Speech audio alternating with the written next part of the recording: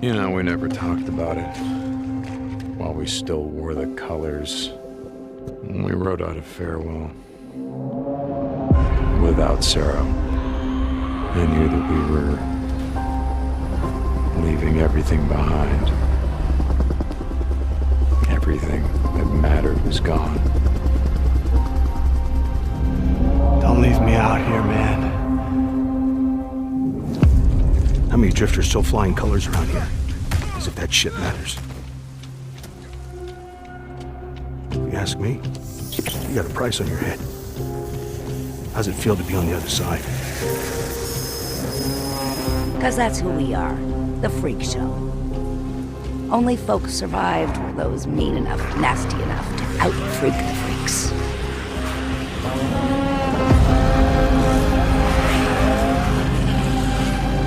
We're fighting a war out here. You sure you're up for it?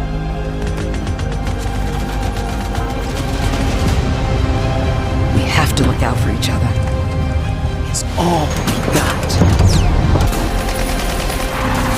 Come on, give me the gun! Give me the gun, buddy! No, I will not!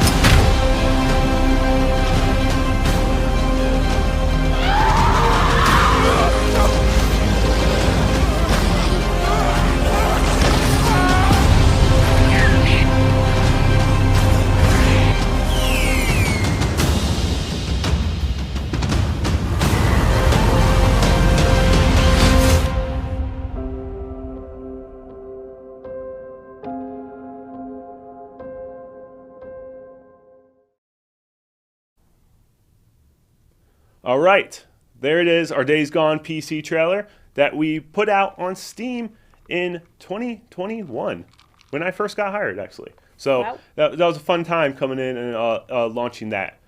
So we have our new guest now. We have our game director, Ron Allen from Ben Studio. Ron, how are you doing? I'm doing well, man. Hi, everyone. How's it going? I'm Ron, game director here at Ben Studio. I've been Sony for quite a while. I think I just crossed over the 27-year mark, which is pretty insane. 27 years. I know, yeah, it's been a long time, yeah. Started off in QA, went up, kind of worked up through there, started producing the product out of Bend.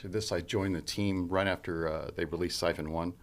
So yeah, I've been on the team since, all the way from Siphon Filter 2, all the way on up. And I think it was right around Siphon 3, right at the end of Siphon 3, we were kind of running out of time, and they needed someone to come up and help them with the mini games. So my boss at the time couldn't do it. We were working on a bunch of different games, Eco, The Getaway. We were working on a bunch of stuff. So he was swamped. So I came up to work, and I ended up putting very small levels, mind you, but there were 50 levels that, like in all, that we worked on in 3 months. And as soon as that happened, my boss at the time was like, "You need to go and work up here in Bend." So I did. And yeah, I've been here ever since. So it's been pretty crazy. The rest is history, you could say. Yeah, definitely. Funny, even before that, like before the PS5 or the PS1 launched here in the US, Darren Yeager, which is one of our old producers, and now he's one of our senior design managers. He was the one that kind of hooked up me and a couple of other guys up in LA with Chiat Day, which was our original marketing company. So we were doing a bunch of research and stuff for them, for Sony. And then we were game coaches at the very first E3 in 1995, which was pretty insane. Yeah. And after that, I went up and I actually started working at Sega, and then I went to Crystal Dynamics for a little while. Okay. And then right after that, I came to Sony and been here ever since. So, Wow. yeah. So 27 years. Yeah, it's insane.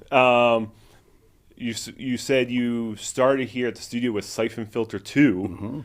Mm-hmm. So that's a lot of games under your belt here at the studio. Yeah, definitely. That's 2, Siphon Filter 3, Dark Mirror, Logan Shadow, Resistance Retribution, Yep. Uncharted Golden Abyss, Yep. Days Gone, Yep. And then now game director on our new IP. Yeah, definitely. So it's been a ride, huh? It has. It's been, it's been fun for sure. Yeah. Well, thank you very much for joining us today. Yeah, well, thanks for having me. We're doing our breaking down Days Gone. As you all know, the Old Sawmill, I can say it's pretty iconic now. It's one of those things that game has never done before, right? You have 500 different freakers on screen at one time, not including Deacon himself, right? You have the open world landscape, you have the drifter bike that you can just go run to and kind of bounce out. So what better way because you were, lead designer? Yeah, I was the lead designer. Lead designer on Days Gone. So what better way than to bring you on and talk about the Old Sawmill? The Sawmill in itself was so much fun. You know, when we started this, we were actually working on an unannounced project for the Vita. And during that, we were trying to kind of figure out how to get a large group of people on screen, whether it be pedestrians or whatever it may be.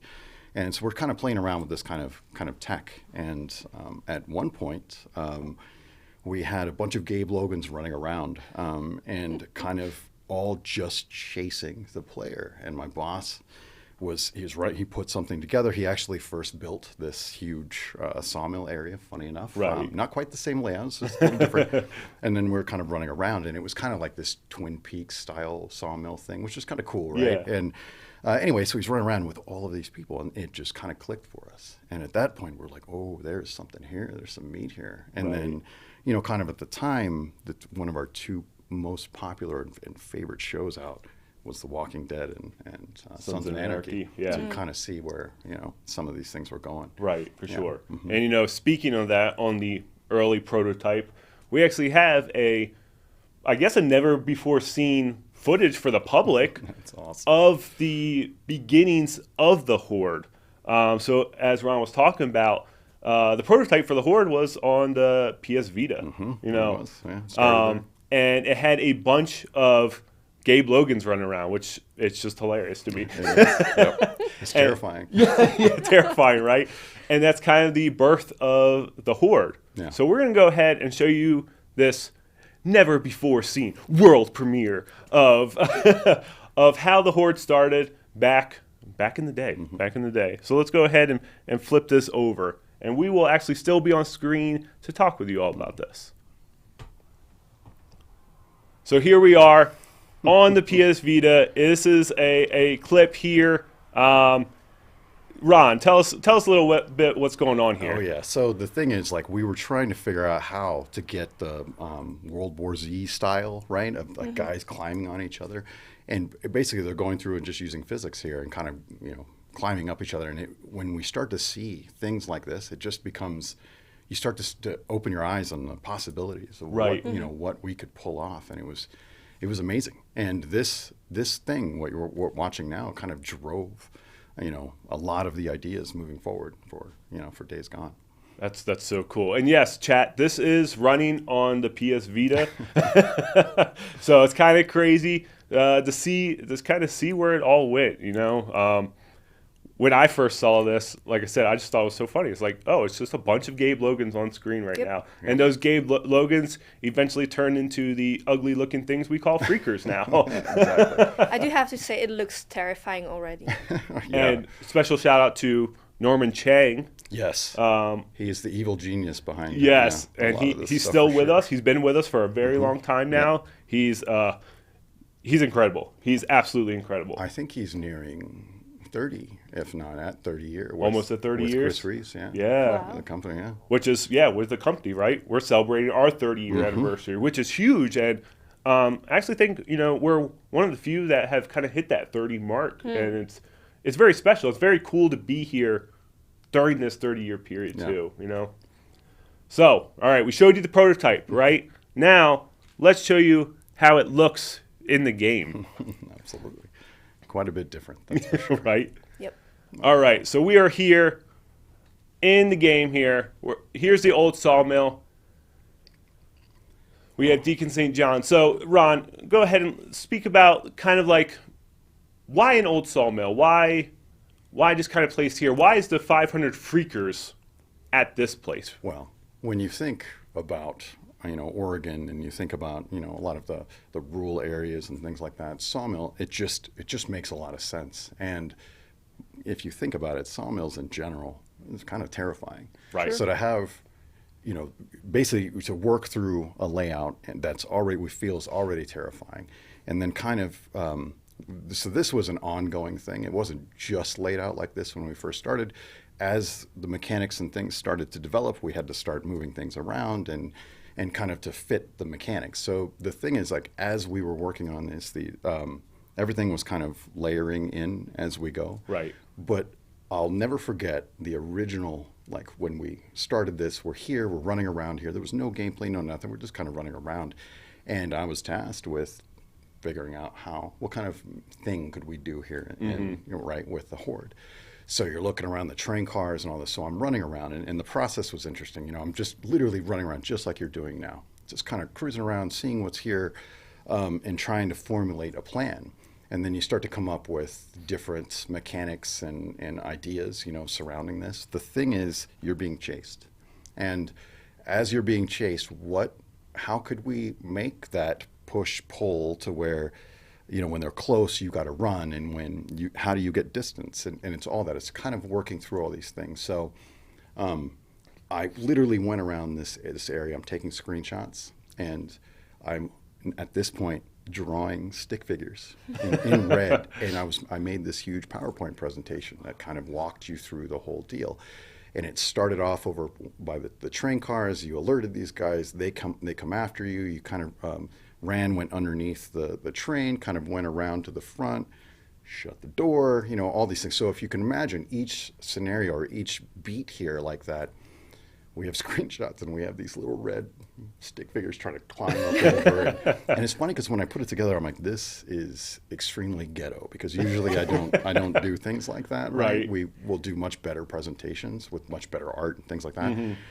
But we didn't really. I couldn't emulate the gameplay until the gameplay was in. So anyway, I had to do these things that way, and it was kind of funny. So when I presented this, we presented to the execs. Everyone was pretty excited.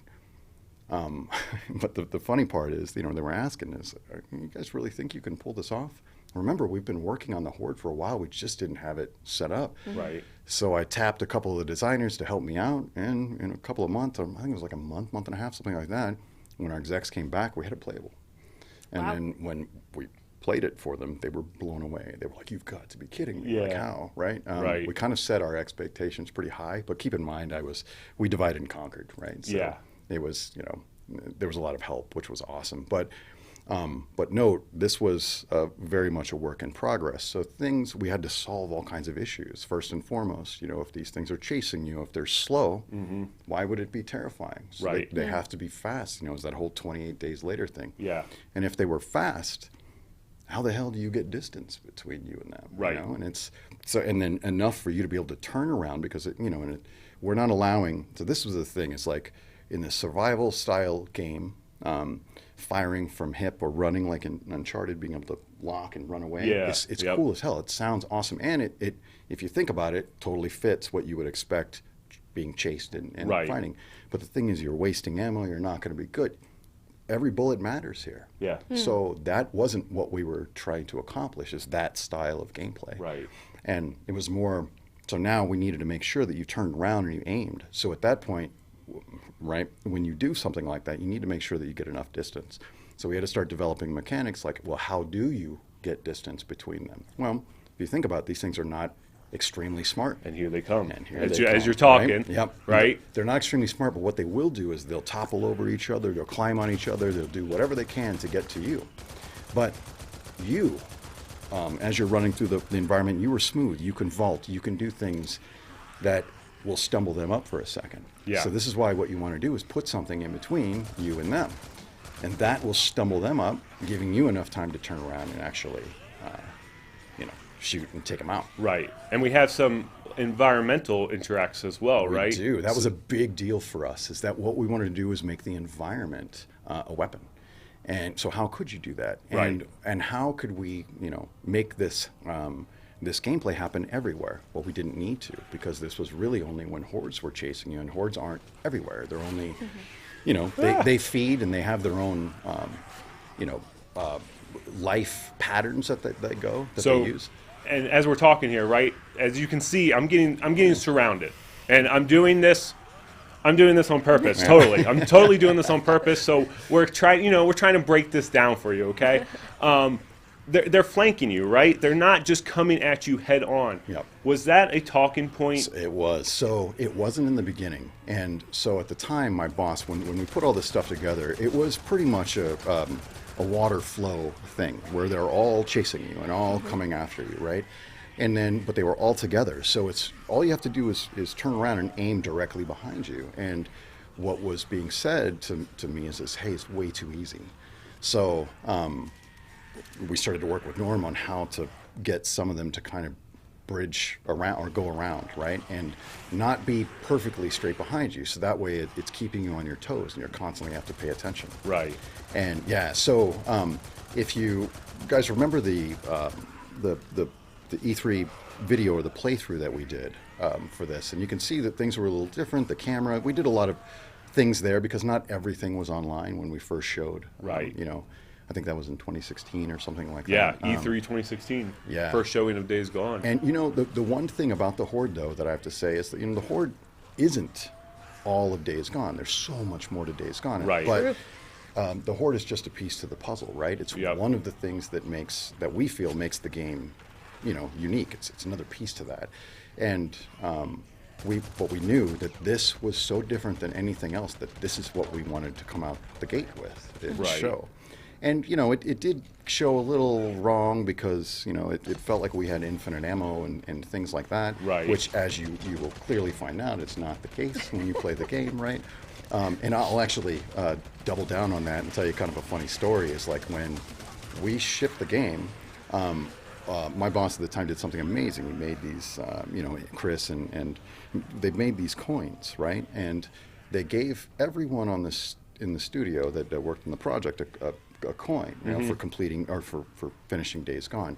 But then they made a platinum one. That Right. if you got the platinum trophy, we'd give you that. And right, so they made a bunch, but you had to work for it. So the majority of our team were like, "Oh hell yeah, we want that!" Yeah, so we for started sure. to play it, right? And in my playthrough, it was funny. I didn't actually go to any of the Nero checkpoints or anything at that point, so I didn't upgrade my character at all. And Wow. so when I get to the sawmill, you know, I worked on the sawmill. Come on, right? It's easy, Right. no big deal. Oh no, I'm dying left and right. I'm in my room and I'm like, what is going on? Like, what is wrong with me?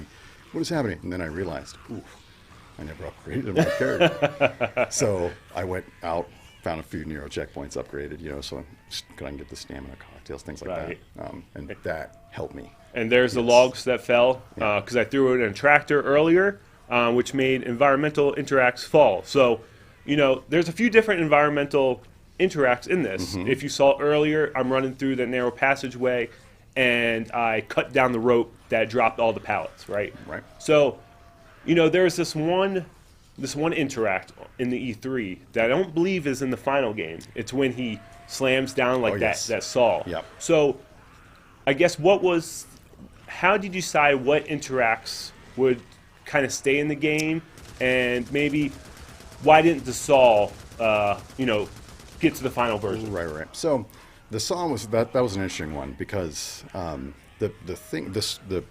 what you do with the saw, putting, you know, grabbing the guy and then, you know, hitting his head in the saw, that's awesome, but it's a long, drawn out animation. Right. And so in practice, the more and more that we were playing the game, often what would happen is you would have more people inside that area than you were expecting.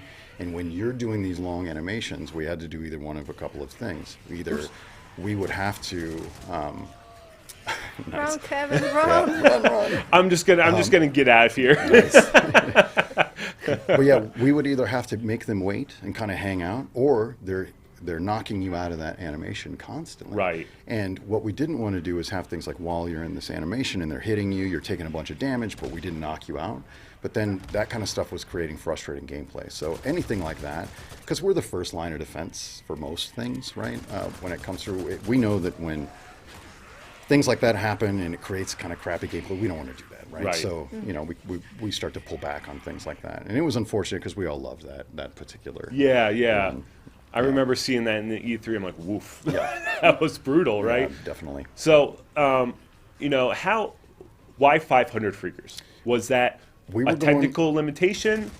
Why 500? So the five we could have pushed more, but the 500 is what we did just to kind of So there's always, there could be more, but the 500 limit, we were making sure it worked on the PS4. Okay. PS4 Pro, you know what I mean? Right. And now, on PS5. And I that transition from PS4 to PS5 was amazing to us. The very first time I played this thing in 60 frames per second. Right. Holy. Yeah, and cow. as you're saying that, if you don't know, chat, PlayStation channel, that when the PS5 launched, 3 years ago now? Yeah. We did Game Boost Days Gone. So if you're playing on PS5 now, Days Gone is running up to 60 frames per second with dynamic 4K. Yeah. And it plays very, very buttery smooth for sure. Like I got the PS5 at launch, and this was literally the first game I played, and this was before I joined Ben. And I'm like, wow, this is just so smooth, right? Yeah. So you said we could have did more for the Freakers. Well, yes. How many do you think like it could have reached, maybe possibly? No, that's an interesting question. It's frame rate, all that base, but the way that Norm put this stuff together is crazy. It's in layers of complexity based on how close these guys are to you. So the thing is, we've got a bunch of systems, and everything's intertwined. So when you do one thing, it's going to affect something else in some sort of way. And so melee, for example, well, how do you melee 500 people? Well, you don't need to, right? So the ones that are closer to you, we turn on components, melee, things like that, right? We actually turn them into real, 100% real freakers. Everybody else that you're seeing here, they still do animations, they still have their own skinning, but we are actually swapping, depending on how close these guys are, we're swapping to a real freaker mid-animation, mid-everything, so that way you have all of the different components that you would have on a close-up swarmer, right? Right. And it's insane the way that it works. These guys can grab you, they can do all kinds of stuff, and if they do, you're gone. Right. Clearly, right? And that was the thing. So interesting enough, the evolution of this is we originally wanted them to start grabbing and slowing you down. You got to shake them off and then run. Interesting. I think I did it. Having them, it's like having them connect to you, having them, those kind of things. It's rough. So we're start to pull back on those things, but keep the same gameplay. This Interact in particular was the very first thing that we wanted to showcase here is that. We wanted you to feel safe, but for a very, very short period of time. Right. So as you're being chased by all these people, and it was as they broke through the train car and coming up over like water, we needed an avenue for you to feel like, oh, I got some time. Yeah. And so this part, you can pull the door down. And then we have that cinematic where we turn and show them start to break through. Right. Oh, crap, and we give you right back to gameplay and go. Yeah. And it's those moments that it just makes this thing so much more exciting. You don't have to use it if you don't want to. Right? Yeah. So in all of those things, like pulling down those rails, all that is just to stumble them up, right? And then here, what we were wanting to showcase is, obviously this is an old, worn down area, and if they come across and there's too many on there, it's going to break and it's going to fall, right? Yeah. So then they'll find a different way up to you. Yeah, and that's a lot of different environmental things, and we're just talking about just the old sawmill, right? So we just saw Deacon pull down the garage. By the way, W's in chat because I just defeated the whole entire horde. We pulled down the garage door. We have a conveyor belt that you slam down, right? Thank you, chat. We have this bridge here where if enough freakers come through, like Ron said, the freakers will actually fall through there, which is crazy. And yeah, chat, just so we are playing Days Gone on the PS5. Days Gone is pretty much available anywhere. You can play on PS4, PS5, Steam, Epic Games, GOG.com, and verified on Steam Deck. It's everywhere. But yes, we are playing on the PS5. So like I said, this is running up to 60 frames per second with dynamic 4K. Yeah. So yeah, there's a lot of interacts here. And, what was there something besides that big saw? Was there something that else you wanted to put in here that maybe just didn't make the cut? Well, there's a lot. We wanted a whole lot more interactivity, but at some point, if you it's kind of like too many things on a restaurant menu. Right. You know, it's like it's a little overwhelming. You don't understand what to do. That's why we're trying to find that perfect balance, right? Yeah. And that blend. But the real concept and the idea behind the Horde is not to immediately put you in a chase scenario. It really is like me, you know, playing games for as long as I have been, especially at Sony. When I was in QA, I was actually in third-party QA, and at the time, it's now called Format here at at Sony. And what it is that is the department that when all of the games, anything on Sony is about to release, they send it to this department, and this department gives it the okay for to go to market. Right. And so I played a lot of games, and I've seen a lot of stuff. And usually when they come in, it's supposed to be final anyway. I'll just leave it there. And one of the games was called Tecmo's Deception, and what it was it's kind of this evil game, but you're planting traps and you're trying to lure people into these traps, right? And what it was is depending on the trap, if there's a particular enemy type, they'll see it and they'll kind of avoid it. Anyway, it's a very interesting puzzle trap game. And they kind of expanded upon that. Started off with a first-person game where you're planting traps, and anyway, they expanded upon that game into a third person. But those traps, you being able to plant traps and plan your attack and then try to execute your attack, and if it doesn't work, plan out something else. So you're under control of this. And, we wanted to be where it wasn't just one guy. You can kind of, one swarmer could see you inside of the Horde and say, wait, what is that? And then start to come off. So you can start to pull little pieces off here and there. Yep. But once you mess up, that was the thing. We wanted it to be really loud, everyone to know. That's why you hear that roar. Right. And when you hear that, you're screwed. Yeah. And you gotta run, right?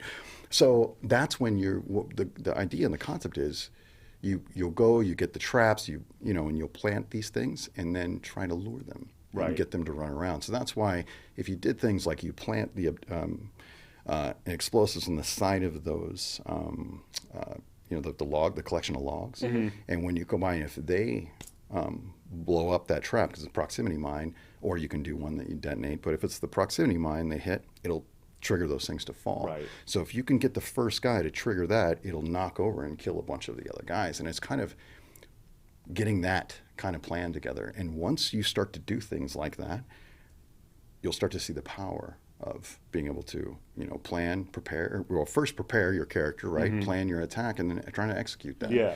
And it's just a really cool, loop. And you'll start to, some of the other, the Horde encounters, you'll come across. You're like, okay, well, if I move the bike over here, I can access the inventory on the bike, if I can get there fast enough before these guys. And you'll start to see how all of these things play together, and it's fun. It creates an experience unlike anything else. For sure. Like, as you were talking about, preparing for your attack, right? I think that's kind of, you reach the Old Sawmill in the end of the game. So, right, you have your upgraded weapons here that have 0 ammo right now. Yeah. You have your superior melee clubs. You have your napalm Molotov, right? You have attractors, which are huge. Yep. And one thing I always get, through our community is like, hey, what's your best tips for playing the Old Sawmill? Right. So what would you, as the kind of designer of this, what would be your best tips to kind of go through this and succeed, maybe first try? I would say figure out the path that you want to take and plant traps along the way. Big ticket stuff around explosives and things like that. Try not to get just one. So what that would mean is you might, if it's only one guy coming around, play with that guy, move him around, and then run when you've got more guys around. So that way it'll take, right? For sure. Before you can detonate those traps. They will follow you. They will. So it is up to you on how you execute this. But pay attention to the layout, and you can try over and over, but if you really stay around and go inside the areas and get distance between you and them when they get close, use the logs, vault. The vaulting is super smooth for Deacon and not so much for them. Yep. So if you can start to use these things, other things that you will notice is that even though I said that they're, depending on how close they are, that's the more complicated and complex ones. I'm just talking about components added. So every single one of those people that you see, the Horde that is chasing you, they all have collision, they all have hit points, they have all that. So when we have penetration values for specific guns. So some guns will go right through, one bullet will go right through a bunch of people. Sniper rifle, higher end, right, for example. And what you can do is turn around, and when you shoot, you'll take out 5, 6 of them in one bullet.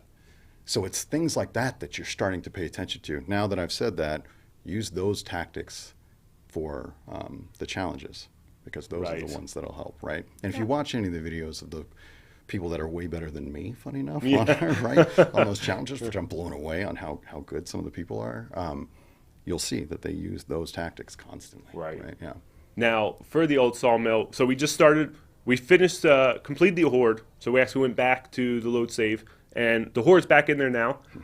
So during the day, freakers are in caves, they're in buildings, and at night is kind of when they're roaming around, right? They're going from this spot to maybe a water source, and they're going back. So they eat and drink. So that's the thing for us, is that they're not dead.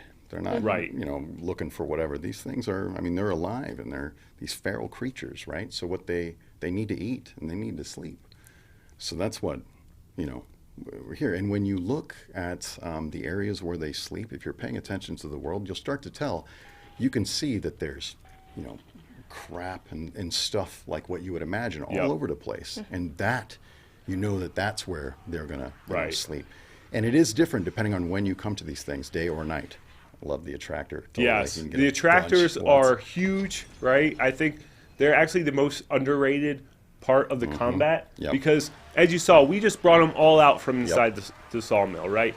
And then you just kind of blow them away until they start. They find you. They will find you. Yes, they will. And the one, as we were working on layouts and things, you'll start to notice what we were trying to do is everywhere. So note, all swarmers behave this way, all of them. They come after you, they chase, and they're relentless as long as they can see you, but they do lose you pretty quickly. These guys are a little harder to lose, but your normal swarmers, you can lose them relatively quickly. But again, they chase you. So note, all of these things, we wanted to make sure layout supported that style of gameplay. What does that mean? And I mean, this might sound silly, but this is kind of what we were explaining to everyone, is like 1 way in, 3 ways out. As long as we have that, you'll never get stuck. And if we do get stuck, like for instance, if you go inside that train car, right? You'll learn that once, you'll never do that again. Yeah, right. And so now if you look and like, oh, wait a minute, there's a thing underneath the train car that looks like I can fit. Well, sure, you can fit. If it looks like you can go there, you should be able to go there.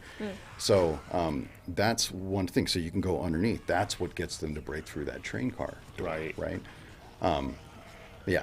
So there we go. Yep. So trying to get these logs here, some more. They go right to the attractors. Yep. Those are huge, honestly. Yeah, the attractor is one, especially for the horde. It's one of the more important ones, because they'll get a bunch over. It'll pull a bunch over away from you. It won't stop everyone from running, but it'll pull quite a few. I'll try to get over to that train car you were just talking about, if they will let me. Yep. Run, Nice. Kevin, run. Run, Deacon. Yep. So, we were talking about kind of how the freakers flank Deacon. So how does that work on a technical level? Is there different freakers at the front of the horde than maybe the back? Is there like the frontline freakers? Or do they they cut through me? Oh, yep. Yes, they did. Is there any difference? Like, how are they knowing to flank? I mean, of course, all AI and stuff like that, but like, yeah, just kind of explain the tech of the horde. So basically what it's doing is it's trying not to get everyone in one line. It's trying to spread them out. So what that will do is, as you're moving through a complicated layout that's not just completely open, these guys will start to fan out, and then they'll start to come in different ways, and then find different paths for them to come after you. So this is why you got the guys coming around the back end. Right. Oops. Around there, yeah.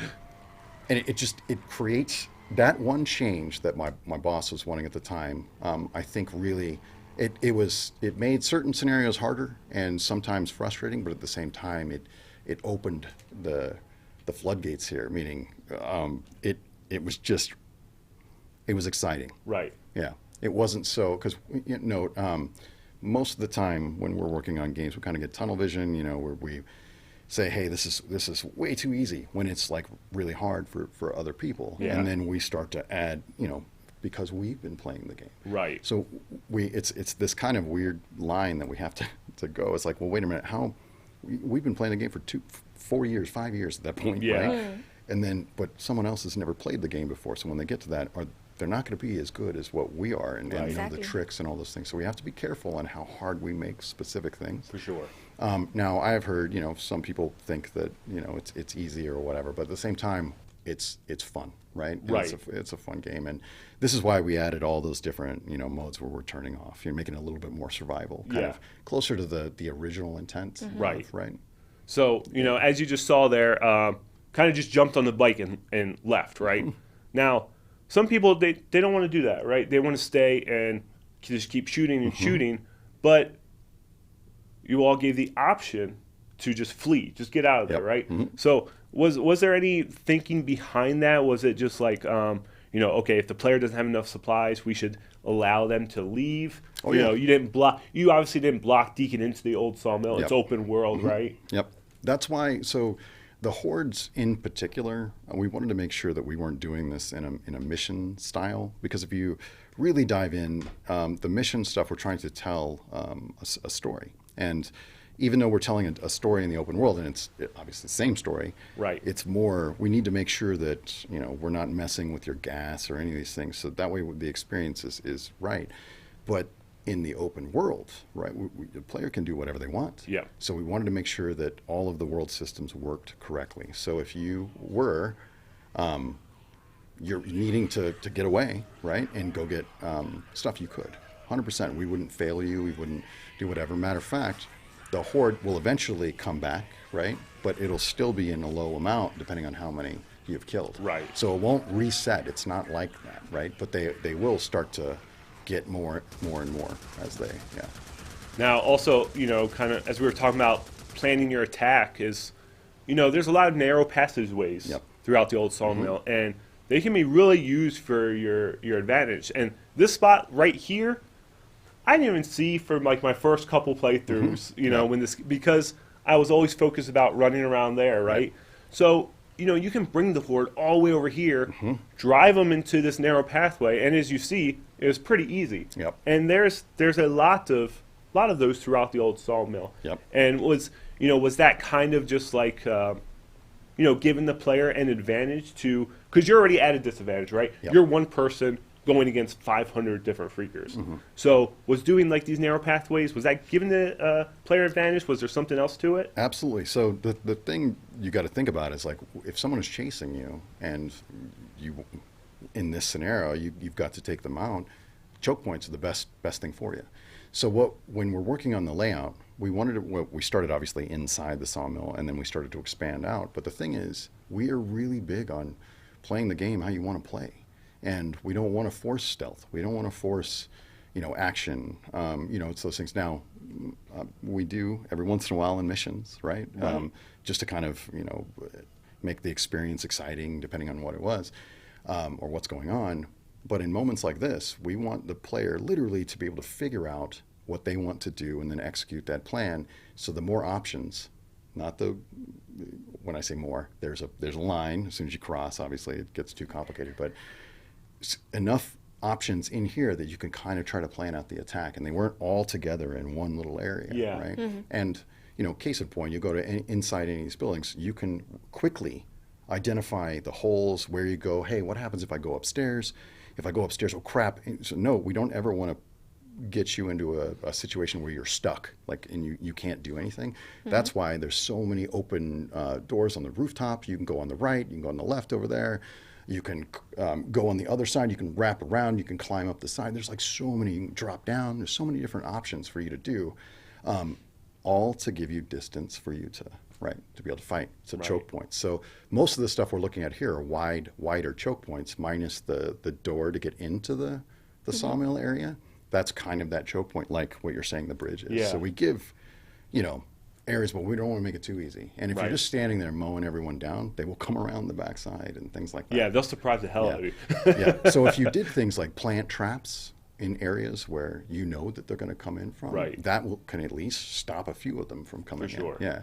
So watching, playthroughs here, you can go down that little underneath the sawmill down over there. There's Right, just so and he many can kind different of areas. slide under things Yeah. too. He can vault over things and also slide under obstacles. Yeah. If you're all joining us for the first time, we are playing Days Gone on the PlayStation 5. We have our game director, Ron Allen, here with us, and we're kind of breaking down the Old Sawmill horde, where we went through the horde already. We're kind of just circling around it, talking about the layout, talking about the freakers, planning our attacks, things like that. So if you all have any questions, please drop them in chat. Kat will be gathering those throughout this stream, and your question may be asked to Ron here. So please, if you have any questions, feel free to drop them in the chat. Before you go on, we have a special moment because we have $370 Ooh, nice. already. So it's time for a mystery prize. Ah, yes. We have one mystery prize that we're going to be giving away. So throughout the day, every milestone is every $300. We give away a mystery prize. So, Kat, if you can go ahead and open that up and shout it out on our Ben Studio chat. PlayStation chat. If you want to join the mystery prize giveaway, please head over to twitch.tv/BenStudio and enter #prize in the chat for your chance to win a mystery prize that we will give away at the end of this little segment here. And also, all of the prizes that we are shipping are only for US people. So, Yes. yeah, sorry. Legally, we have to say, they Yeah. are North America, US, and Canada, excluding Quebec for some reason. So, as we're going through here, we've picked off a little bit of the horde, and we got on our bike, we drove away, we came back. So they kind of left us. They're like, all right, Deacon's, he's gone, right? Mm-hmm. We're gonna go back to our little hibernating area. So they're back in there. A little dent has been placed. So, and this is one thing I thought was super cool is you can go here, take out part of the horde, go explore the open world, go get some more supplies, come back, Yep. and the remaining horde is there, and you can just take it out, right? So, if you want, go ahead, take out half this horde, leave, come back, take out the other half, right? Yep. So, what was was there any thinking behind that of should we reset the horde if someone leaves the area, or should we just keep it so like people can come back and kind of chip it off? Like I said, get on the bike, come back, do a little bit more, and just kind of keep chipping away at it. So that was important to us, is that chipping away. And the reason why is because if, open world is really, you can go and do anything at any point in time and whatever you want. But if it feels like we are cookie cutter resetting something constantly, it's going to take you out of the experience. So as much as we try, we don't want to take you out of the experience. Right. So we allow you to kind of pick up the, where you left off. But that said, the more time passes, they're recruiting more and more are coming in. So you'll start to get more and more people. So you don't want to wait too long. Yeah, right, for sure. And, there's times when, not just talking about the old sawmill, but in general, as you're in the open world, hordes can join together. And now you're facing multiple hordes instead of just the one, right? How does that even work? I mean, you have 500 freakers on the screen at this time, right? But you're going around this large open world. Days Gone is obviously the biggest game from Bed Studio, and it's our first open world game we released, right? So now we have these huge technical achievements where we have 500 freakers at one time. We have this large open world filled with dynamic encounters. But we can also take these hordes and form them together, so there's multiple hordes. And you can take that horde and go take it into a camp, right? Yep. And now you're pretty much taking, oh, I'm gonna die. You're taking your enemy and you're making it almost like an ally temporarily. So that was another big one for us, is that we wanted you to learn the world systems. And then once you learn the world systems, you know who's an enemy, who's going to fight what's going to happen, and you can start using that as a weapon. And it's not just the terrain and stuff. You see where we're going is what we're trying to do is give you as much interactivity as we could inside this world in a way that's going to benefit you. We have Gorilla on chat. Nice. Hey, Gorilla. Nice to see you here. So really, when you think about these things, we called it, instead of calling it an ecosystem inside of Days Gone, we actually dubbed it the Freakosystem. So you'll start to learn, hey, if the newts are down on the ground, the swarmers will come after the newts. So you'll start to kind of play around and lure those things are fighting each other, right? Right. You'll start to realize, oh crap, if I draw this horde into an ambush camp, they're going to actually turn and fight them and run away and those things, right? And it just creates these really amazing moments. We got the bridge there where Nice. they're starting to Starting fall to go, through. yeah. Nice. Let's see. Part of it's funny, you can still see some of them. Yep. Now, sometimes they'll come right up through there, Yep, too. definitely. We also have Insomnia Games in Nice. the What is chat. up, Insomniac? Hey. How are you? Thanks for joining us, friends. So yeah, this part here is, I think, kind of where people really started taking notice of Days Gone when we released the trailer back in 2016 on E3, right? You get to this part, you're coming down here, and you think the horde is done, right? Mm-hmm. And all of a sudden, as the trailer ends, the freakers are just kind of surrounding Deacon there. And, was that... I felt like that gave the tone of this game of, like, this world comes for you, right? Mm-hmm. That's the tagline. Like, was that always thought about, like, through... As you're designing, especially Old Sawmill, is, like, you never really feel safe in this world? That was the thing. It's in a survival game, and when it's a hardcore survival game, it's really player mechanics and things that kind of when you're cold, you need to go and get something for warmth or hunger and things like that.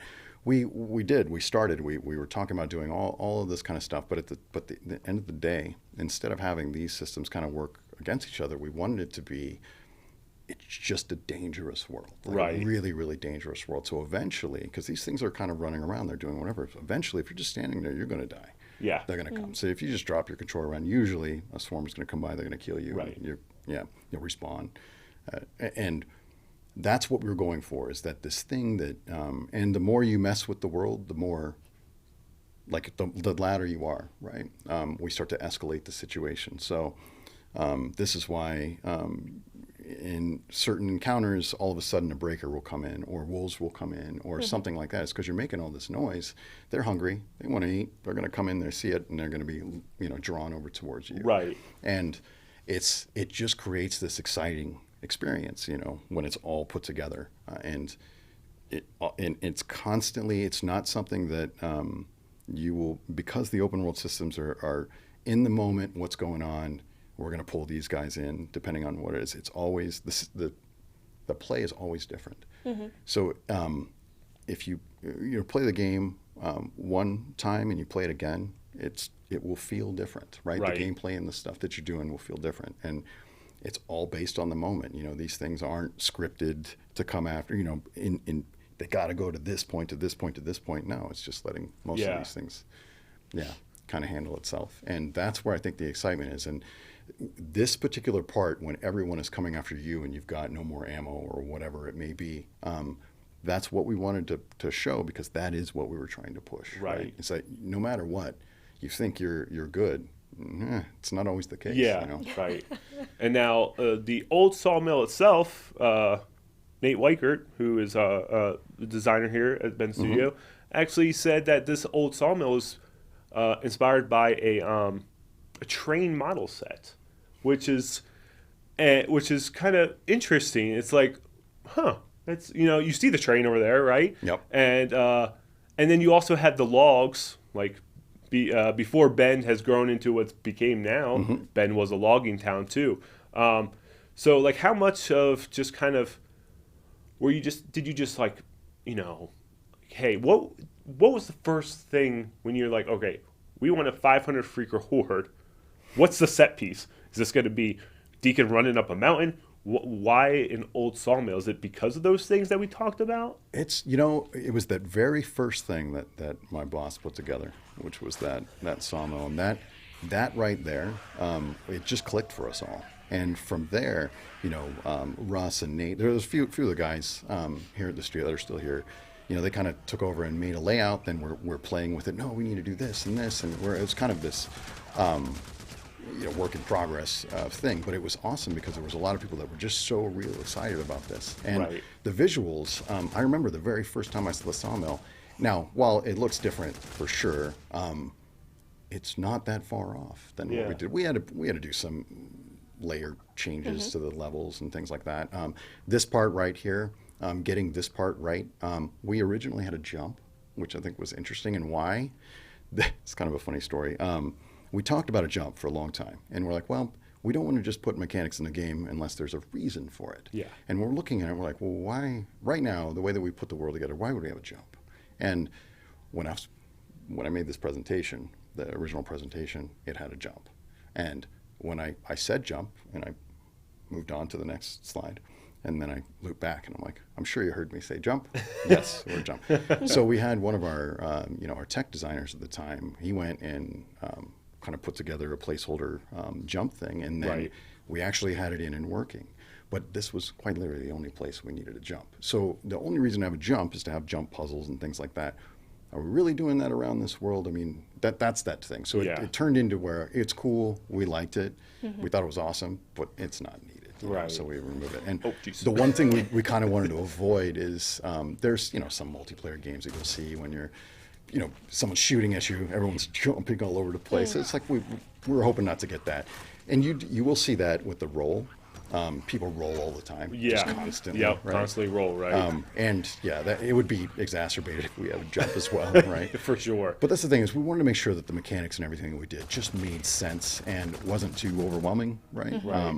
So now, you can, if you're dropping off a ledge, if you're hitting terrain, you can grab it and pull up, things like that.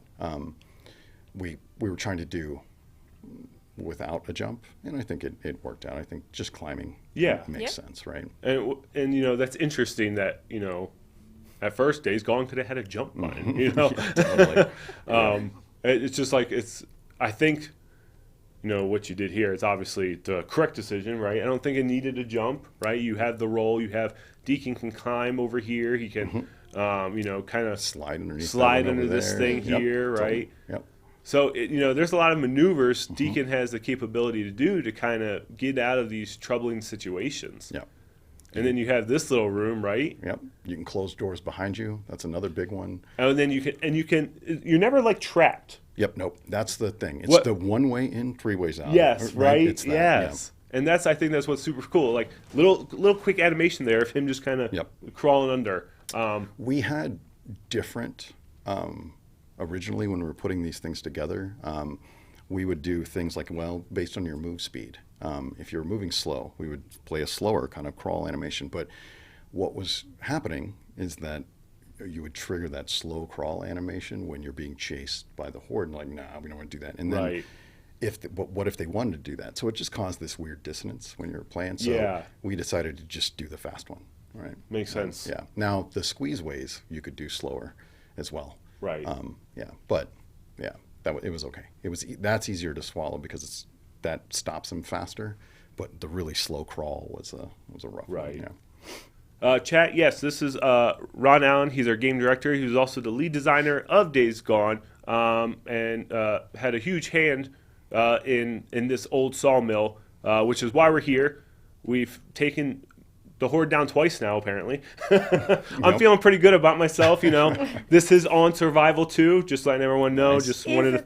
It is. Just wanted to throw that out there too. Yeah, he's got no HUD. Yeah. Kat, do we have any questions from chat? Yes, we do. Let's hear them.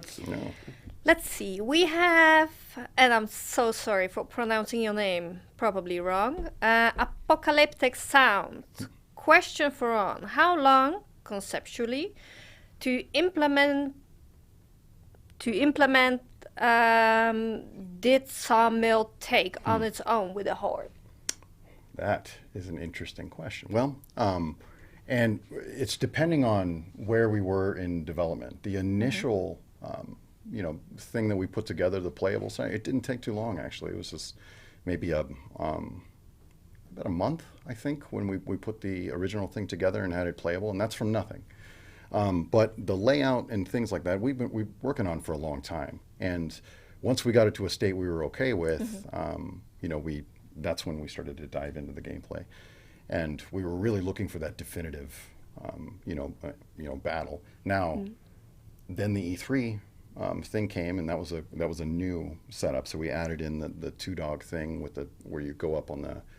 It's very mission like. So you go in and we were slowing you down, and then you climbed up on the top. You got into this altercation with him. You guys rolled off the top, and then boom, that's what alerted the horde, and then you're running.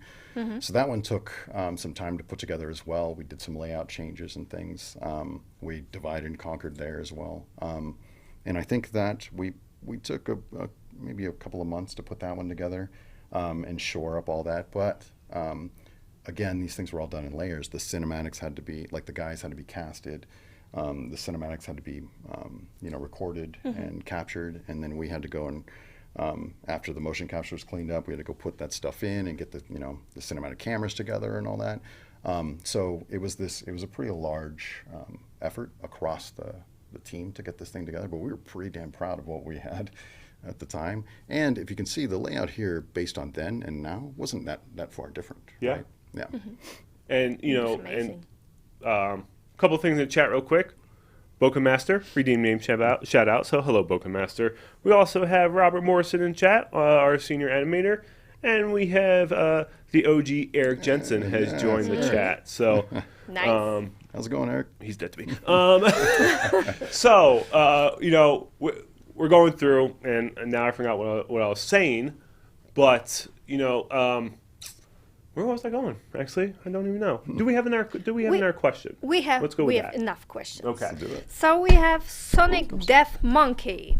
How did you decide on what the Freakers would sound like? Did you have anything in mind, or did you all just make a bunch of weird noises till you heard something that you liked? That's amazing. So that getting to the sound of them was a long haul.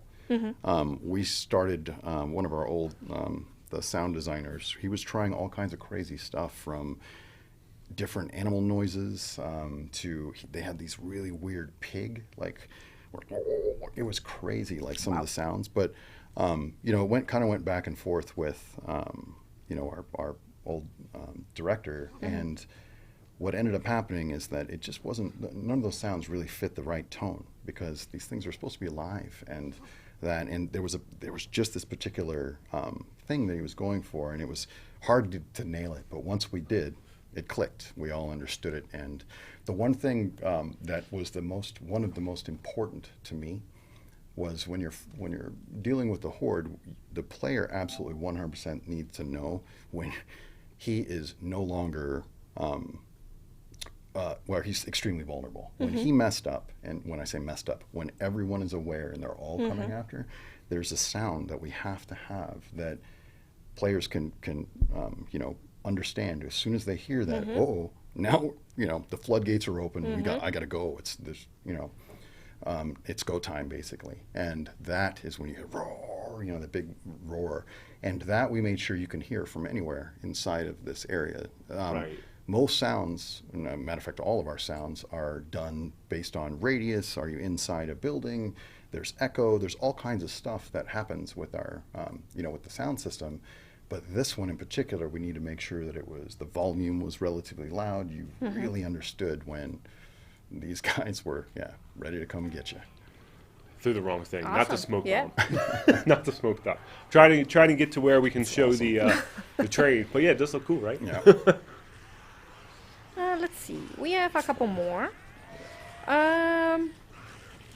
Oops. We have Small Bronx 1. What inspired you to have a motorcycle and nothing else?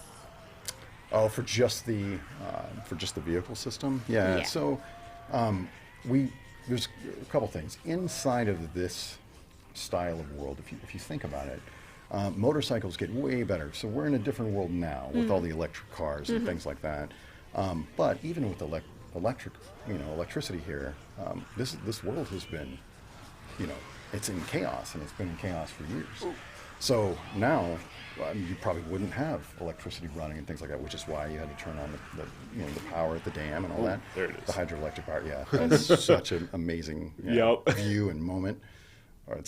And having those guys come out like water and it's just it's very, very satisfying. Right.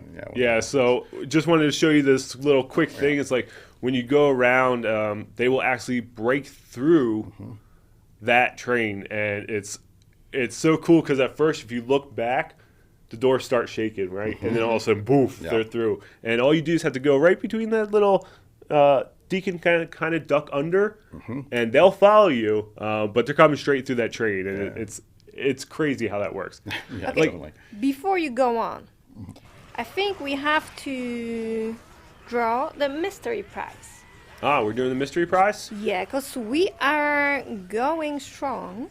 We have over $400 already Awesome. in the donations. And we have 66 entries for only the first Only for the first prize, huh? Yeah. Okay, cool.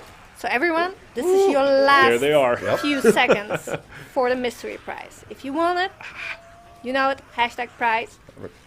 It's US only, so sorry. With exception of Quebec. Okay? The motorcycle thing, why it's not just the biker part. I mean, obviously it fits the culture and Deacon. It does. But if you think about it, the motorcycles and things, they can get into small and tight spaces, things that cars would not be able to do. Fuel economy on the cars are, usually crappy. So, and on motorcycles, you can get them to be, incredibly fuel efficient. So it's things like that, and plus, riding around and in the dirt and things like that, you really do need.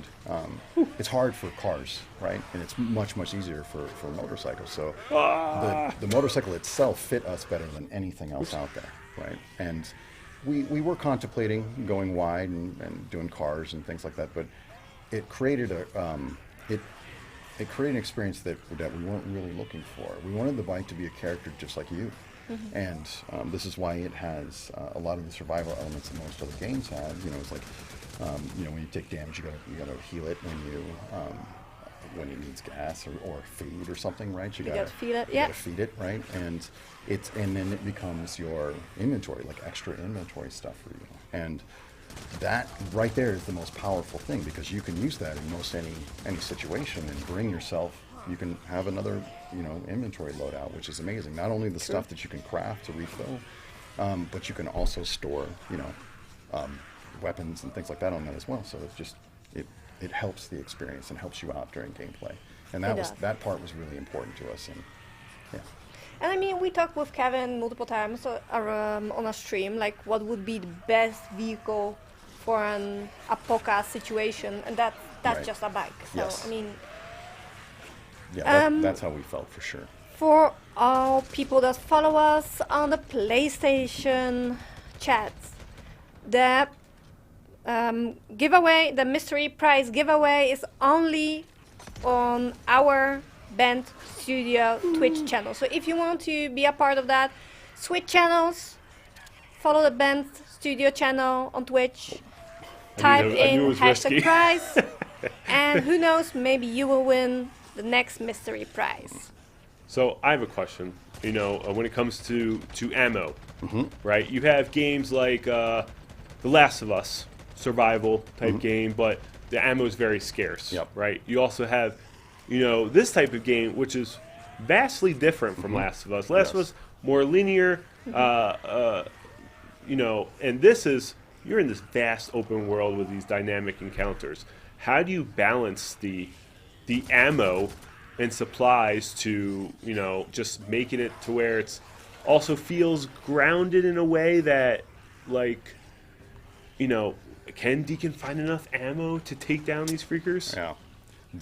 What you're saying there is like one of the things that we were always working on.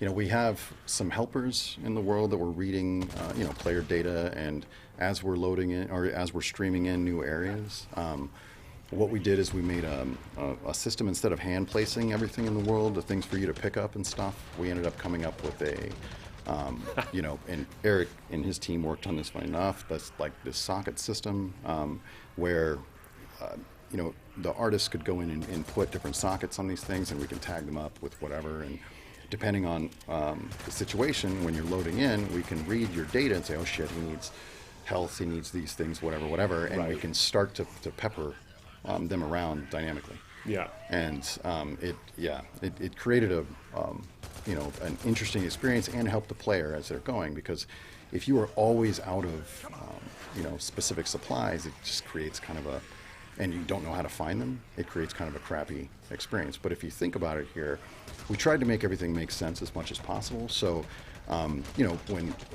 because Eric was in charge of the open world, right? A lot of everything, pretty much everything in the open world. And when you're putting these things, how do you know where to put items and things like that? So you have to.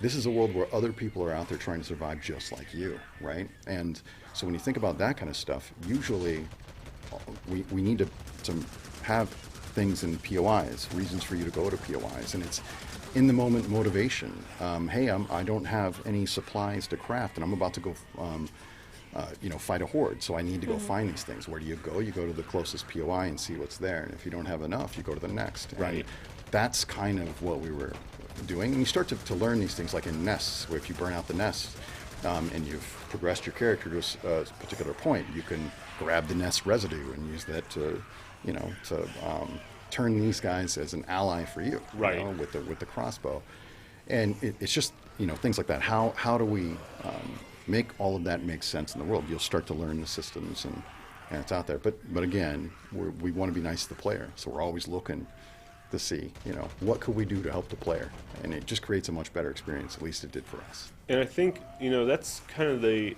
awesome thing about Days Gone and tackling these hordes, and why our players love the horde so much is because there's so much variety to take them on. Yeah. You have these traps, you have the grenades, you have the environmental interacts, you have the weapons, you have, hey, go get on your bike, and you also have ammo packs on your bike if you upgrade your bike enough to where if you're out, well, your bike is still there. Your bike is your best friend, right?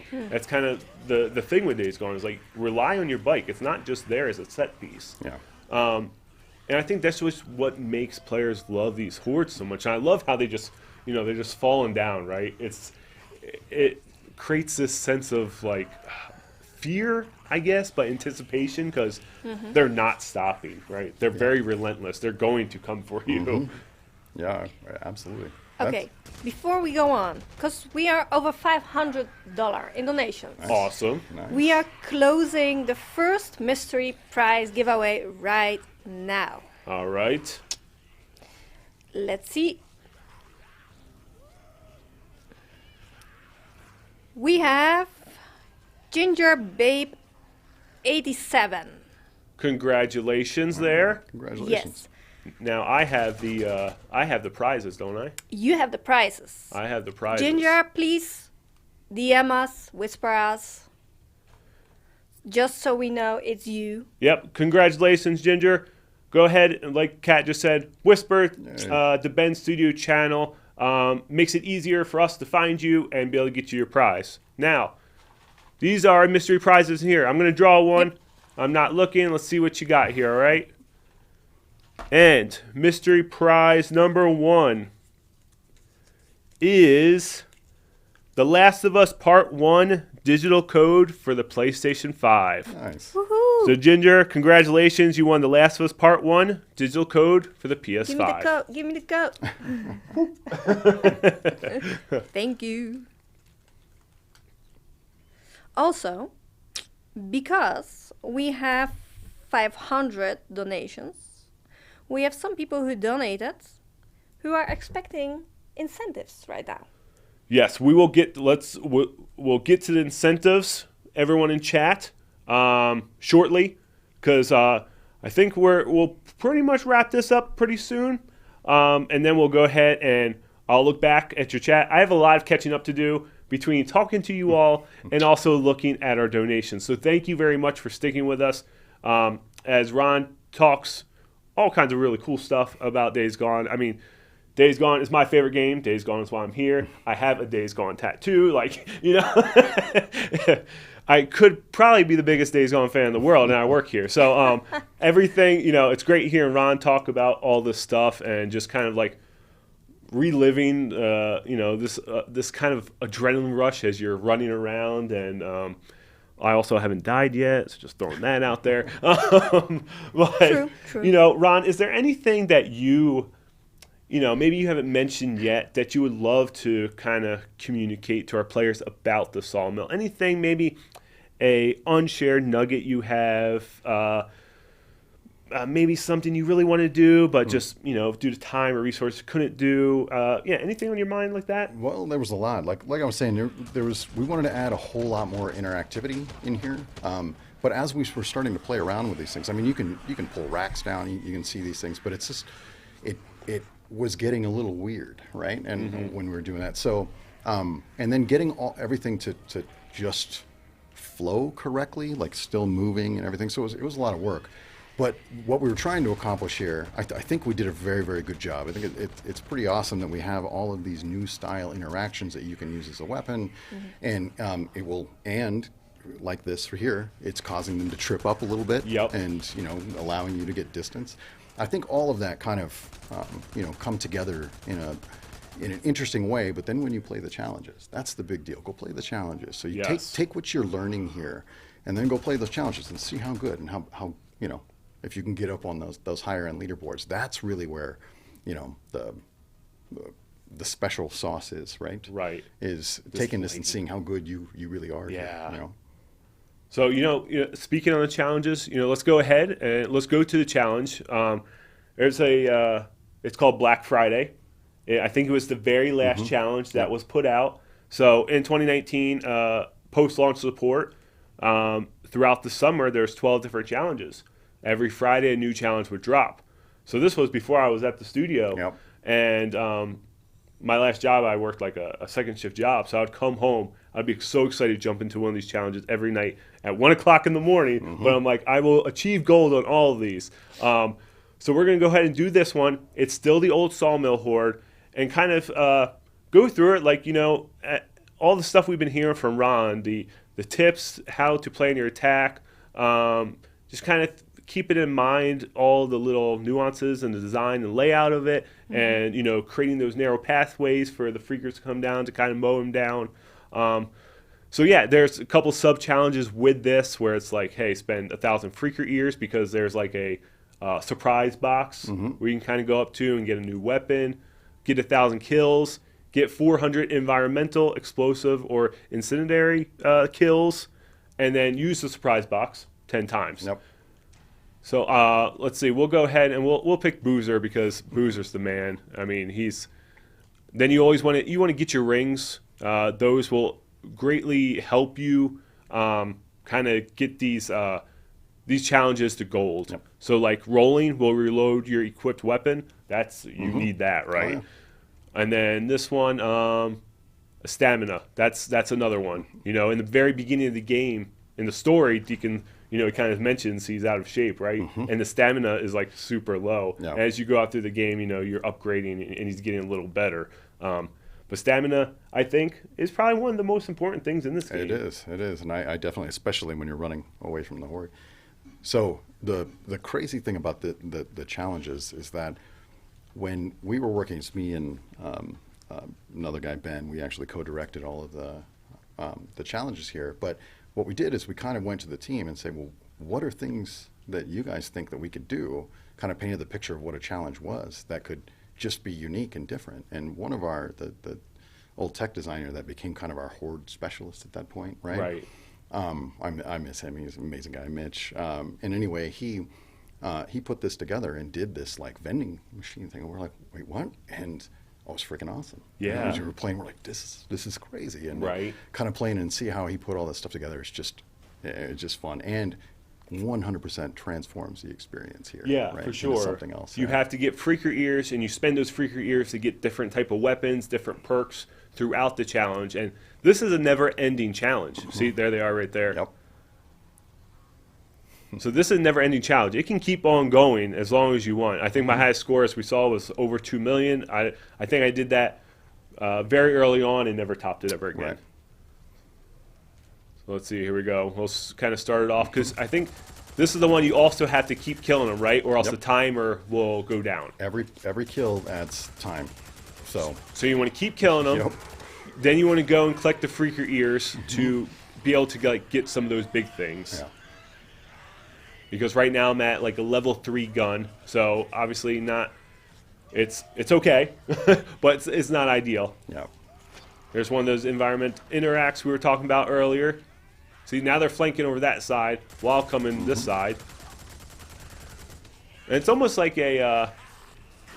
almost like when you jump into, you know, like a Fortnite or something. You jump in and you don't really have weapons or anything, right? This challenge is kind of similar where you're jumping in and you have a very basic weapon. Yep. And it's your job to kind of go out, fight these freakers, get the ears, and keep upgrading, keep staying alive to have a high score. Yep. It's we put this together in a package that is it's like a match, like we were saying. Yeah, you jump in here, you last as long as you can. When you're done, we give you all the points, and then rinse and repeat. And it's different. It's a unique spin on all of this stuff. And with the inclusion of the leaderboards, it's great because you can keep playing and try to get that. Yeah. Nice. Although there's some really good people out Oh, there. there's some. It's insane. And as we are playing Days Gone at this moment, how about we do another giveaway for one of our t-shirts? Ah, yes. You want to go ahead and show that off Yep. So we have special as I fight for my life. Studio 30th anniversary t-shirts. Look at how amazing they look. The So I'll back. go ahead, and while you're showing that off, just pause it for a quick second. We'll go ahead and, put this to the big screen. Yep. So since it's been Studio's 30th anniversary this year, and we're playing Days Gone right now, we had these special exclusive items that we released that lined up with our 30th anniversary that started in May. And 2 of those items was this Days Gone design T-shirt. There's been a lot of demand from our players of Days Gone apparel, things like that. So this was more of a community gesture. Thank you to you all for so much of your support and passion for this game that we all love so much. And we had that and the poster on the PlayStation Gear Store right now, and the T-shirts are actually almost sold out in the Gear Store. So if you want a chance to join this giveaway right now for the Days Gone T-shirt, Switch channels. If you're on the if you're in the PlayStation channel, channel, go to twitch.tv/BenStudio, and Kat's going to go ahead and open up the command in there. Hashtag prize, right? give me a second. No.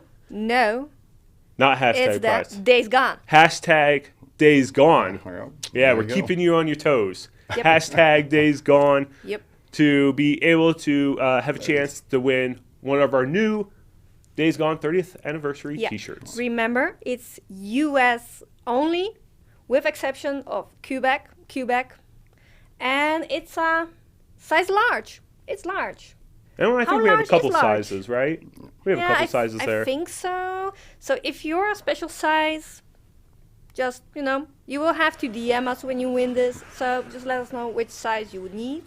I do have to say the large is pretty good, because I normally wear a small, and large is like a good oversized one for the females out there. So,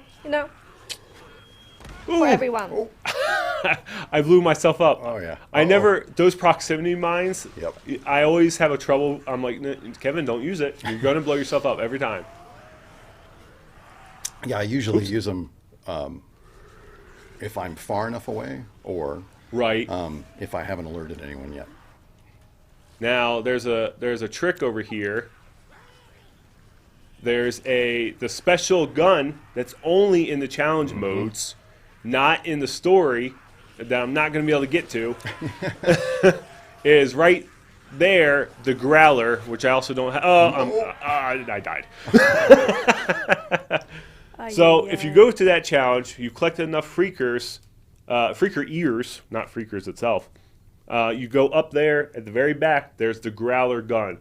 This Growler gun is so popular among our players, where they're like, "Can we get it in the story?" You know, right after it launched, because it's so powerful and it's so much fun to use. So we'll go ahead and try it. We'll try to get that again. And for all the followers that are just joining us, remember, if you want to win the PlayStation 5, switch from PlayStation Twitch account to the Ben Studio account. Put in hashtag PS5 in the chat to be maybe one of the lucky ones getting it. And remember, it's US only, with exception of Quebec. Oh my god. You would think this would become easier after a time. Well, you speak 2 different languages, okay? So 3. So you have an excuse. I can barely speak English. That's what I'm saying. Yeah, barely speak one. So as you see, too, it's, in this challenge, we're at nighttime. So nighttime is when the freaks are out. Yep. Essentially. And so they're kind of roaming around here already. So you're already at a disadvantage with this challenge. Now you're also looking at this random gold column, right? What is this gold column? That's where the surprise box is. Collect enough freaker ears, you go to the surprise box, you jump in, and it'll randomly give you a weapon, or I don't know what else is in there. Weapon is there? It's randomizing what you're picking up here. So it could be really, really good or just okay. Okay. Okay. 30 years at Ben Studio. We're known for the Siphon Filter series. We released Siphon Filter in 1999 on the PlayStation 1. Yeah. Wow. And then after that, we created Siphon Filter 2, 3, Dark Mirror, Logan Shadow. Omega Strain first, and then Omega Strain. Yep. Combat Ops, Yep. right? There's that, yeah. And then Resistance Retribution on the PSP. Yep. Uncharted Golden Abyss for PS Vita. And the Fight for Life card Uncharted Fight for Fortune, the card game, right? Yep. And then Days Gone. Amazing. Yeah. And we've, of course, worked on a few unannounced stuff that we never actually got through. And we're working on new IP right now. Yep. Then Well, not right now. Not well, I'm not. I'm playing the game right now. But thank you all for joining us today. We have a packed schedule. This is just our first stream here. We're playing Days Gone. We were kind of breaking down Days Gone. Now we're just kind of jumping in challenges and pretty much taking everything we learned from the stream and just kind of having fun with it and playing this challenge and watching me successfully fail this. That's good. That's good. This way, it's not only for the people who are hardcore Days Gone players, but also for all the casual gamers. I mean, we all die in games. That's okay. That's okay. And also for all the people who are new, stay with us, because we will also have multiple guests, multiple games, multiple prizes. Yes, right after this, we will at 12:30. We will have our studio head, Chris Reese, join the stream and just chat, have a casual half-hour chat with him, answer some of your questions. It'll be a good time, and those are more of our serious streams. The first couple, we have our directors on. We got to make sure we're not looking like idiots. and then after that, that's when all of our incentives are kicking in. All the various other games are kicking in. So it's going to be a good day. Hope you stick around all day. It's going to be a ton of fun. It will be. Let's see. We have another question. Dark Road 99 asked, I got a question. Was it hard to optimize the horde system for PlayStation 4? So the horde is something that we were working on for the majority of the project, but not fully, not all the time. So Norm he's an amazing engineer, and we were still a relatively small team working on Days Gone. We bulked up to it's like 150 people or so. Working on a large game like this, well, we had a lot of help as well, but at the same time, one system worked on for that long is rough. So it's, but interesting enough, the Horde kind of touches everything. The Horde systems kind of touch everything, animation to everything, and that Norm, being that engineer, he worked on the majority of those systems as well. So, So yes, we worked on it for a long time, and yes, it was, things that we had to optimize. But this was running relatively early, and as everybody saw, we showed it, I think, in 2016, and it was running at spec way back then. So we were good. We're just still adding layers and layers to it, kind of optimizing the gameplay more than anything else, right? Trying to fix. Oh, this is the one with the penetration value. You were talking about, right? Try to get them all in a row and shoot right down there. Of course. Now it's hard when it's only a couple. Yep. But yeah, definitely. Okay, so for all the followers in the chat, if you're on a PlayStation Twitch chat and you want to win this amazing Ben Studio 30th anniversary t-shirt, please switch channels to Ben Studio Twitch. Okay, we got bronze. We're making some progress. Nice. And type hashtag Days Gone to be maybe one of the lucky ones. Because in a few seconds we will be showing the winner. So that's the beauty of these challenges, is that we control what you start with, and here you start with pretty much nothing. Yeah. And you have to go and have to get them, right? And it's beautiful, because then you can see how hard this really is. And you're kind of seeing what I was saying earlier, is when I was playing, doing my platinum, my playthrough, I got here to the sawmill, and I never went to any of the narrow checkpoints. I never upgraded my character at all. So I kept dying, and I was getting so frustrated. I was getting mad. What is going on? I had to figure it out.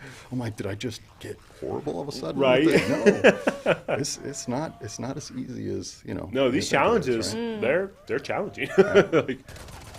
As you saw, I just did use that BFG, as Ron was talking about, where you get them down narrow pathway, and you can kind of shoot multiple freakers with just one bullet there. Oh. I also have no health, so I can't get hit many more times. We have also one question in the PlayStation chat. What zombie movie inspired Days Gone? Was Days Gone inspired by a zombie movie? It was, no, not necessarily. What we were, if you look at movies like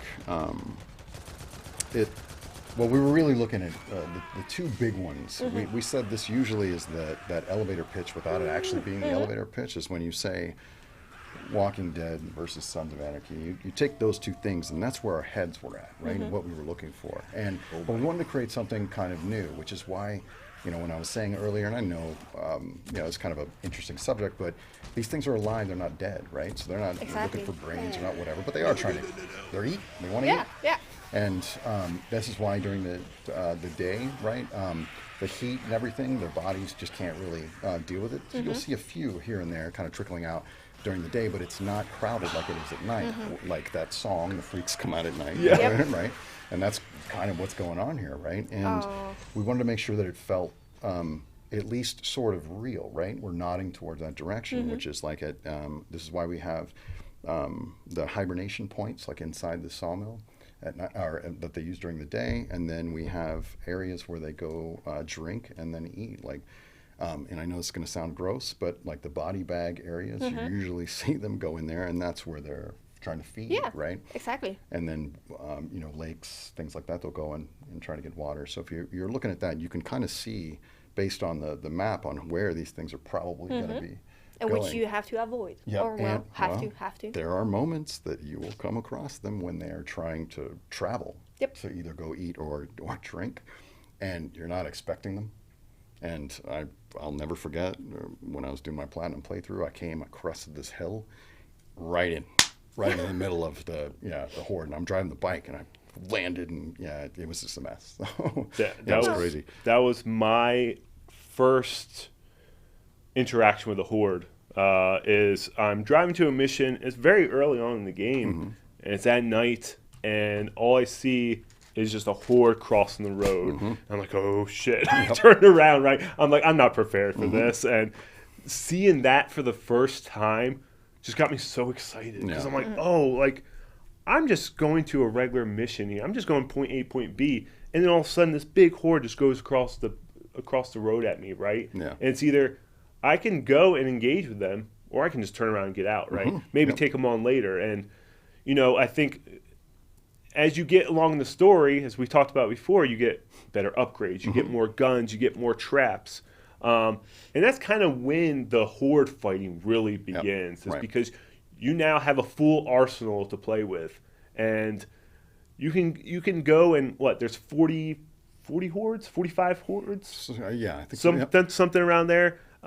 In the open world, and you can kind of go track them down, and some of them are in caves, some of them are just outside by a water, some Old Sawmill, the smallest horde is in this little shack, right? And if you go to the shack during the day when they're all in the shack, you can take it out in like 15 seconds if you have enough of your traps, right? So I think building upon that throughout the story and making you in the beginning of like not weak. I mean, I guess weak, but not strong enough or capable enough to take on those hordes. Yeah.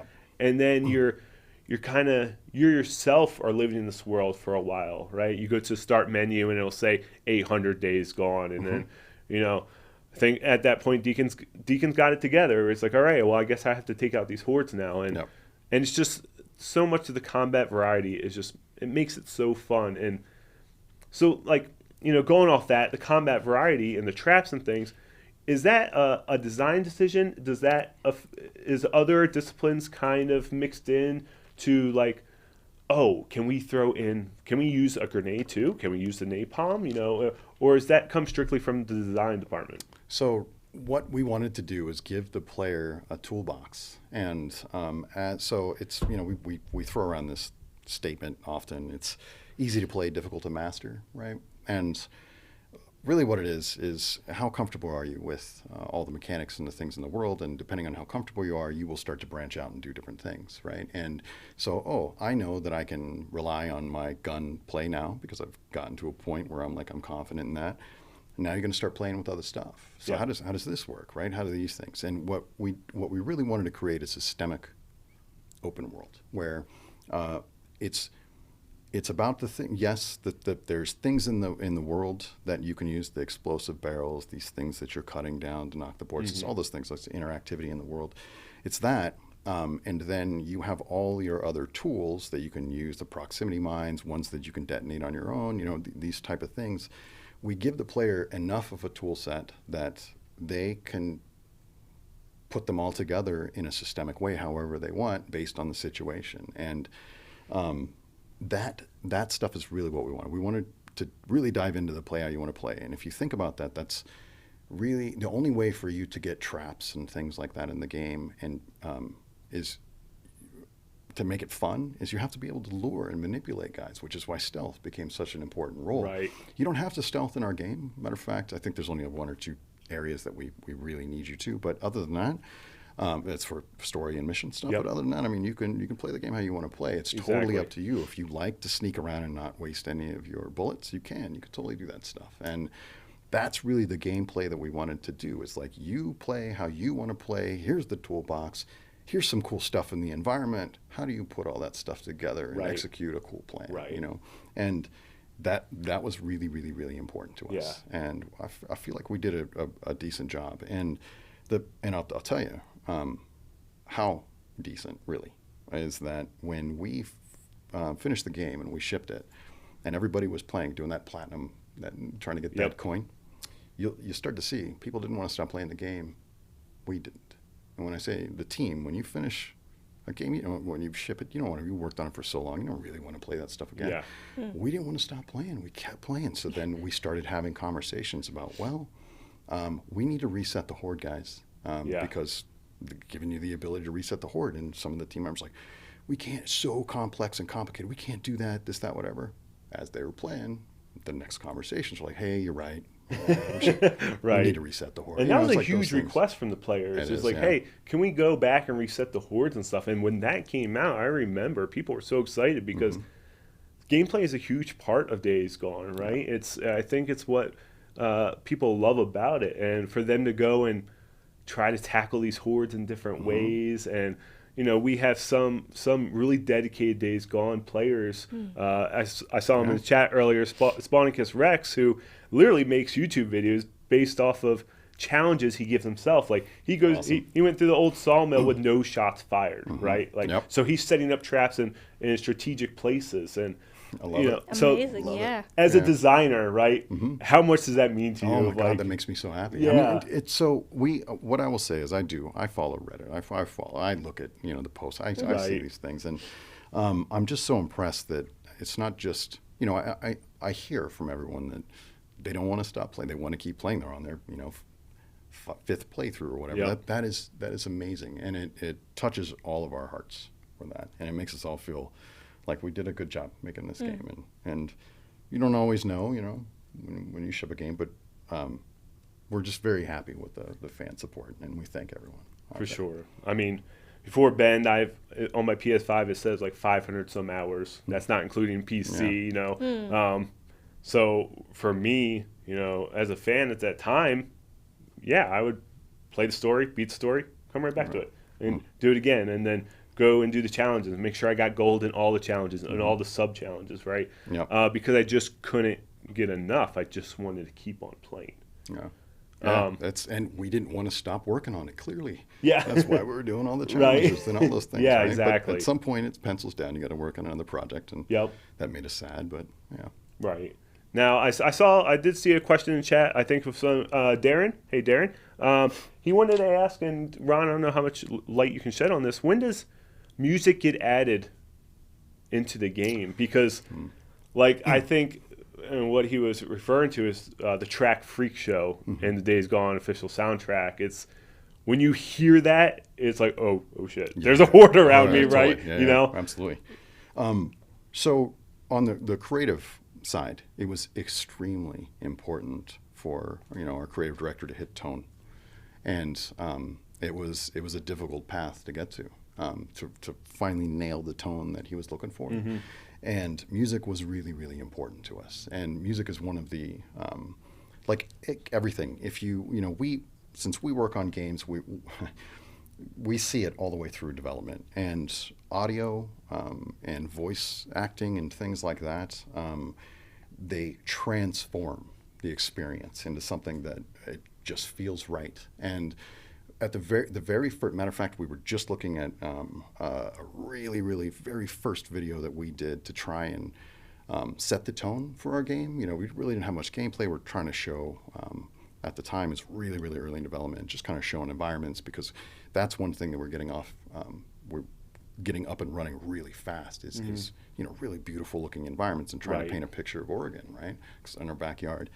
And that had a song that basically defined our tone. And so I'm saying even back then, it was so important to have music. And it plays such a huge role. But getting that right song for the right moment is Right. Yeah, it's for tough, sure. right? Yeah. Chat, yes, I see you. Insomniac Games, get out of here. I do think you should do it. It was the first Kevin, time. do your best Deacon impression. Goddamn marauders and rippers. That didn't even come close to it. Oh my god. Who, Sam Witwer, who? Right? They should have casted me. All right, Kat. Do we have any final questions for Ron before we go ahead and? Well, you stole one of my questions. I'm already, sorry. So it's okay. It's okay. We have from Darren.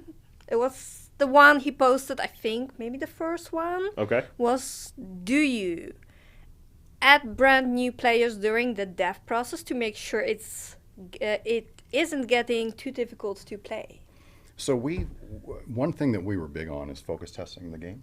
So we were doing a lot of really early focus tests and trying to nail that, what's the difficulty. And the initial difficulty is everyone is on their 5th playthrough will understand. We just try to make sure that we are targeting your average player, right? Not the super hardcore, whatever. Exactly. We have those hardcore moments. And if you wanted, don't upgrade your... I keep talking about this. Don't upgrade your character. Play through like that, right? All the way through, and then you'll see, right? It gets kind of difficult. And that's when we realized that it's like, well, we need to start adding more layers. We did have a couple of difficulties, but then we went, up to much higher, turning off, making it a little bit more survival. Yeah. I think that was what was really cool is there was easy, normal, hard, and then post-launch there was hard 2, there was survival 2, right? Yeah. So it gave you so many more options of difficulty, and with that, the survival modes took away the HUD, right? Yep. So after my second play, after that update was released, that's all I played was survival mode because I liked the immersiveness of taking out the HUD. I can just kind of explore Central Oregon, free will, and just kind of, the hordes were a little bit faster. They're more challenging. Deacon died a lot, during it, but it was like, it felt, to me as a player, it felt like the ideal way to play Days Gone, because it just connected with the groundness and just the tone of the world. Yeah. Well, think about it like this. If you play Gran Turismo and you have all of your lines on, you're not actually learning the track or racing the track. Instead, you're learning the line because it tells you all this information. It tells you when to slow down. It tells you when to do all these things, when to cut the corners, the perfect line. True. Turn it off, right? And then you'll get the real experience of that particular game, Yep. right? You might not want to play like that, but if you want the real experience, you're learning. And if you ever take a real car, and drive around Laguna Seca or something like that, you don't have that line, right? Until we can build in AR goggles and things like that. We just don't have access to that kind of stuff. So you got to learn, you got to play, right? And that's the same deal with turning off the HUD and things like that. It transforms the experience into really what we feel it probably should have been in the first place. Yeah. Well, before we let you go, Ron, Kat, let's go ahead and last call for the prize. Yeah, let's do it. Yeah. So everyone in the PlayStation Twitch channel, if you're there in the chat and you want to have a possibility to be the winner of the amazing Ben Studio 30th anniversary t-shirt, please switch to Ben Studio Twitch channel and and message us in the chat. Hashtag Days Gone to get a chance to win this amazing t-shirt. 30th anniversary, playing Days Gone. Got the game director on. Let's give away one of our Ben Studio shirts. Excellent. So, 5. I'm doing a countdown. Yeah, I'm doing the countdown. Wait. Okay. Let me get into the system. We're gonna do a countdown. Last chance. I mean, we have 1,000 more prizes to give away, so don't worry if you miss this. 5, 4, 3, 2, 5. 1 and a half, 0. Okay, we are closing it. And thank you all for wishing us happy 30 years. Thank you. Okay, so let's see who's the lucky one. We are having Big Boss 871. Nice. Big Boss 871. Congratulations on winning. Yeah, congrats. This awesome Ben Studio T-shirt. I was lucky enough to be kind of part of that. Shay Casey, our associate art director of branding UI, Yep. and Kong Lee, part of our UI team. They kind of designed that whole shirt. We designed it in-house here, and then we got to put it on the PlayStation Gear Store for our 30th anniversary. Yep. So congratulations, Big Boss. Big Boss, if you're still here, go ahead and whisper us in on Twitch at Ben Studio, just so it's easier for us to find you. Please do. So we can get that out to you. Yeah. Yep. But don't worry, if you missed it or you're not the lucky one, we will be giving one of those away later today. Yes. So That's you're a great still shirt. having a Yep. chance to win it. All right. Well, Ron, we want to thank you so much for coming on, Yeah, well, thank you. for talking, sharing so many details about the Old Sawmill Horde, the Old Sawmill itself. learned a lot. It was really cool. We got to show off an early prototype of the Horde on the PS Vita with all the little Gabe Logans running around. So thank you again, and thank you for joining the Extra Life Calls. This is why we're here. We're doing this to raise money for Children's Miracle Network hospitals. All proceedings go strictly to those hospitals, and it's our 3rd year in a row doing it. And it's just really great to bring on so many people on our team throughout the day. And we started off with our game director. So thank you again. Well, thank you. Yeah, amazing stuff. And thanks, everyone. Yeah, I really appreciate it.